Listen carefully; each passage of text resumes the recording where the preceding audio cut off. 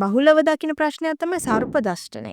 නිතරම ගෙවල් වලට සර්පය ඇවිල්ලා බල්ලෝ අල්ලනවා, පූසෝ අල්ලනවා කියලා ලොකු කතා ටිකක් යනවා. ඒක කොහොමද ලොකු සර්ප දෂ්ටනයකදී? අපි දකින මුල්ම අවස්ථාව තියෙනවා ඔබගේ සුරතරාට සර්පෙක් දෂ්ට කරනවා නම් ඉමීඩියට්ලි අපි හොස්පිටල් එකට අරන් යනවා. ඒක පොයිසන් වෙනවද ඒකට වඩා වේගෙන් කියලා මට කියන්න පුළුවන්. නමුත් ඒක මොකකවත් ප්‍රයොරිටි එක දෙන්නේ මොකටද කියන එක මට පැහැදිලිව කියන්න මොකද ඒ තරම් ඒ දෙකම ප්‍රයොරිටයිස් කරන්න ඕන දෙයක්.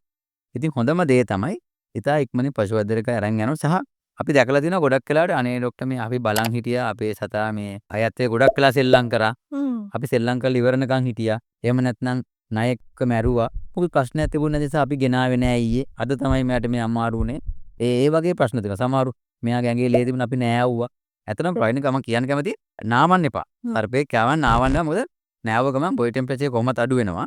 මතක තියාගන්න සර්පෙක් කැරපස්සේ ඒ වගේ වෙනම එකක් ඇඟට ගියාම හයිපෝතර්මියා ඩෙවලොප් වෙනවා. එතකොට ඔයා නෑව කියලා කියන්නේ ඒක වේගෙන් වෙන්න පුළුවන්. සතාට ෂොක් එකක් කළා මැරෙන්න පුළුවන්. දෙවෙනි කාරණාව තමයි ඔයා දැක්කනම් ඔයාගේ සුරතලා සර්පෙක් එක්කලා රණ්ඩු කරනවා. සර්පයෙක් මැරුවා නම් ඔයාට පේන හැබැයි මොකුත් ප්‍රශ්නයක් නැහැ වගේ තියෙනවා. මතක තියාගන්න එයාට දෂ්ට කරලා තියෙන්න පුළුවන්.